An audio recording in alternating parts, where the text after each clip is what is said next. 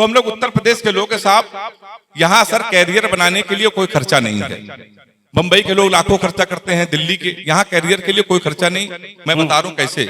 आप 250 रुपए का कुर्ता लीजिए, 150 रुपए का सफेद पैजामा, 300 रुपए के सफेद जूते, 50 रुपए का काला चश्मा, 40 रुपए का गले में डालने वाला अंगोछा, और यहाँ पर तैयार हो जाता है युवा हृदय सम्राट।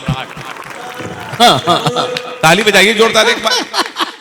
ये उत्तर प्रदेश में केवल होता है, लेकिन आप लोग सुन बहुत अच्छा रहे हैं। 4 पंक्ति आपको व्यंग्य की सुनाता हूं कि बेटा बोला बाप से काम करोगे, बेटा बोला बाप से काम करोगे, गांव वाला प्लाट मेरे नाम करोगे। व्यंग्य अगर आपको समझ में आ जाए तो आप ताली बजाइएगा। बेटा बोला बाप से काम करोगे, गांव वाला प्लाट मेरे नाम करोगे। गुस्से में पिता बोले फूटी नहीं है, बहुत दिन से हड्डी तेरी टूटी नहीं है, सब कुछ तुझे दे दूं इतना दानी नहीं हूं, अबे बाप हूं तेरा अडवाणी नहीं हूं। क्या बात। हाँ, इसी तरह सुन लीजिए 10-5 मिनट। क्या हो, मैं बहुत दूर से आया हूँ, मेरी तबीयत भी थोड़ी ठीक नहीं है। प्यार मोहब्बत की बात हो रही थी, अभी प्रिया जी आई, प्यार मोहब्बत की बात कर रही थी। आदेश भैया, मैंने मोहब्बत के विषय में कोई कविता नहीं लिखी। मेरी 15 प्रेमिकाएं थी। अखिलेश जी की जब तक सरकार थी 15 प्रेमिकाएं थी।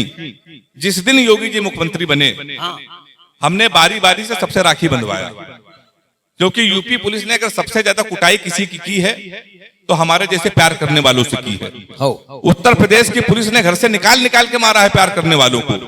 तो मैंने 4 लाइन लिखी कि मैं प्यार क्यों नहीं करता, अगर मजा आ जाए तो आगे से पीछे तक हाथ उठा के मुझे आशीर्वाद देना कि एक फूल तुझे देने के लिए सस्ते में ले लिया, एक फूल तुझे देने के लिए सस्ते में ले लिया, देखे ना कोई इसलिए बस्ते में ले लिया, फूल तुझे देने को निकले थे जाने मन, पर बजरंग दल वालों ने उसे रास्ते में ले लिया। तो मैं इसी चक्कर में साहब प्यार मोहब्बत से बहुत दूर रहता हूँ। अच्छा, दूर इसलिए भी रहता हूँ साहब कि लड़कियों की बीमारी होती है। किसी लड़की से आप कोई क्वेश्चन पूछ लो तो इतना उटपटांग जवाब देती हैं।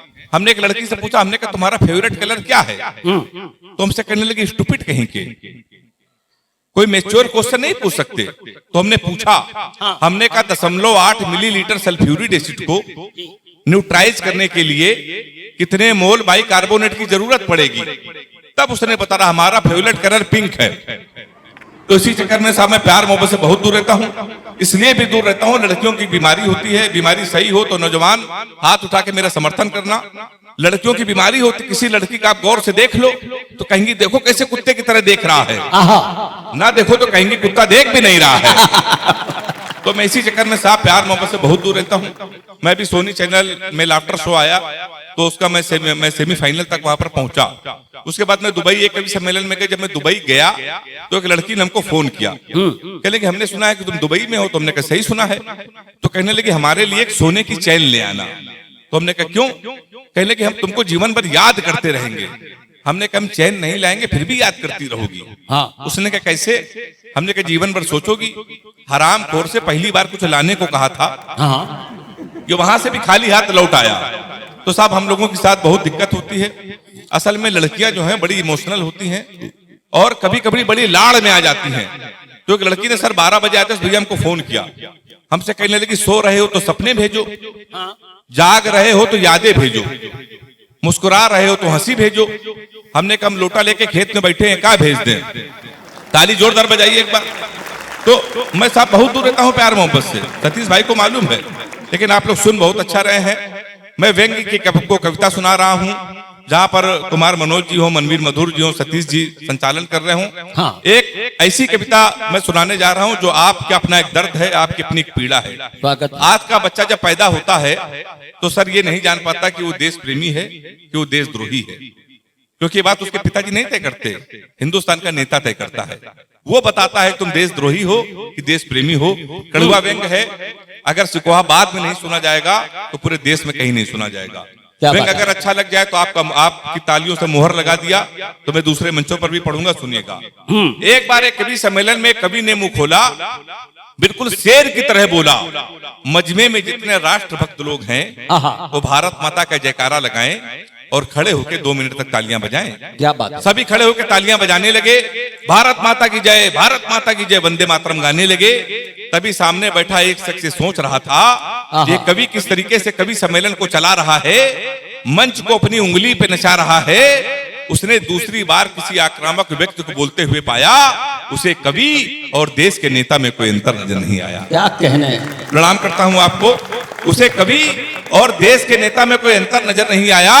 तभी इस कवि ने कहा, शर्म नहीं आती कवि पे तंज कस रहे हो, यहाँ देश की बात हो रही, तुम बैठे हंस रहे हो। क्या बात। उसका जवाब सुनिएगा। अगर लगे पूरे हिंदुस्तान का जवाब है, पूरे हिंदुस्तान का दर्द है, एक कवि ने सलीके से कह दिया, तो पूरे सदन का, मैं चाहता हूं पूरे सदन का समर्थन इन पंक्तियों में चाहिए। अगर मैंने गलत कहा हो तो आप चुप रहिएगा, सही कहा हो तो हाथ उठा के ताली बजा के मुझे हिम्मत देखना। उस कवि ने कहा, शर्म नहीं आती कवि पे तंज कस रहे हो, यहाँ देश की बात हो रही, तुम बैठे हंस रहे हो। उसने कहा, कवि जी मैं अपनी देशभक्ति का प्रमाण पहले ही देश को दिखा चुका हूं, मैं खड़े होकर ताली नहीं बजा सकता क्योंकि कारगिल के युद्ध में दोनों पैर कटा चुका हूं। जय हो, जिंदाबाद। मैं खड़े होकर ताली नहीं बजा सकता क्योंकि कारगिल के युद्ध में दोनों पैर कटा चुका हूं। हंस तुम पर नहीं, हंस तो उन पर रहा हूं जो लोगों को देशभक्ति का प्रमाण पत्र दे देते हैं। सत्ता की बात आती है तो आतंकियों से गठबंधन कर लेते हैं। इसलिए मेरे देश के नेताओं, भारत माता की ये रैलियों में नहीं, सीमाओं पे गाओ और देश को बताओ, देश सच्चे वादों से चलेगा, देश बातों से नहीं इरादों से चलेगा। बहुत अच्छे। जो हिंदुस्तान, जो दुनिया है, ये 5 तत्वों से बनी है, ये सबको मालूम है। धरती, आकाश, अग्नि, जल और वायु। इसमें 2 तत्व और मिला दिए जाएं, एक आधार कार्ड, हाँ, दूसरा पैन कार्ड, ठीक है, तब वो बनता है भारतीय मनुष्य। उसमें 3-4 तत्व और मिला दिए जाएं, हाँ, जैसे कि भोकाल, गुंडई, चिकाई, कट्टा, हाँ, तब वो बनता है पक्का कनपुरिया। ठीक। तो मैं वही पक्का कनपुरिया हूँ। लपेटे में नेताजी में आता हूँ, तमाम दलों के नेताओं को लपेटता हूँ। आदेश भाई, भाजपा वालों को मैं कम लपेट रहा हूँ इस समय। उसका एक कारण है, भाजपा वालों को मैं कम लपेटता हूँ, उसके 2 कारण है। पहला कारण ये, समझदार लोग हो तो ताली इस टिप्पणी पे आपकी आनी चाहिए। उसके 2 कारण है कि भाजपा वालों को मैं कम लपेटता हूँ। पहला कारण यह है कि मैं कानपुर का हूँ, दूसरा कारण यह है कि मैं कार से चलता हूँ। और भाजपा के राज में कानपुर की कार कितनी पलट रही है बताने की जरूरत नहीं है ना। आप समझदार बहुत हैं आप लोग। अभी 4-5 साल पहले जब लखनऊ मेट्रो का उद्घाटन हुआ तो योगी जी उसका उद्घाटन कर रहे थे। हाँ, तो वहां पे हमने देखा कि समाजवादी पार्टी के कुछ विधायक वो भी फीता काट रहे थे, मिठाई बांट रहे थे। तो हमने कहा, भैया तुम्हारा यहाँ क्या काम? हाँ, कहले, पंडित जी आपको मालूम नहीं, ये योजना हमारी है, इसको भाजपा वालों ने चुरा ली है। अब भाजपा वाले कह रहे हैं कि मेट्रो हम लेके आए हैं, सपा वाले कह रहे हैं कि मेट्रो हम लेके आए हैं। ये देश को मालूम है कि कौन लेके आया है। मेट्रो के लिए दोनों ऐसे लड़ रहे हैं जैसे एक प्रेमिका के लिए 2 प्रेमी लड़ते हैं, ये हमारी, ये हमारी। तो उसमें मैंने 4 पंक्तियां लिखी कि दोस्त बोला हमसे नमकीन बहुत है, हमको तेरी वाली पे यकीन बहुत है। मतलब मेट्रो के लिए सपा और भाजपा वाले लड़ रहे हैं। दोस्त बोला हमसे नमकीन बहुत है, हमको तेरी वाली पे यकीन बहुत है। हम बोले उससे तुम साथ करोगे, भाजपा की तरह हमसे बात करोगे। मेहनत है हमारी, तैयार करो तुम, सेट किया हमने और प्यार करो तुम। मेहनत है हमारी, तैयार करो तुम, सेट किया हमने और प्यार करो तुम। जाहिल हो बिल्कुल, क्या ब्रेन नहीं है? वो प्रेमिका है मेरी, मेट्रो ट्रेन नहीं है। ये व्यंग्य उस समय बहुत पॉपुलर हुआ और लपेटे में भी चला।